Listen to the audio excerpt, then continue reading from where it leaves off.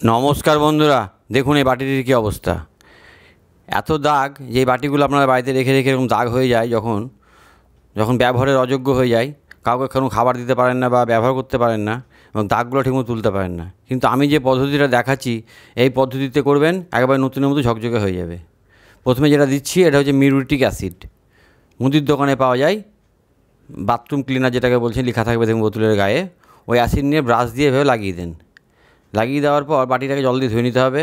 এরপর দিতে হবে পীতাম্বরী পাউডার, যেটা বাসনের দোকানে পাওয়া যায়। পীতাম্বরী পাউডার দিয়ে চেপে চেপে ঘষতে হবে। ঘষে নেওয়ার পর জল দিয়ে আবার ধুয়ে নেন।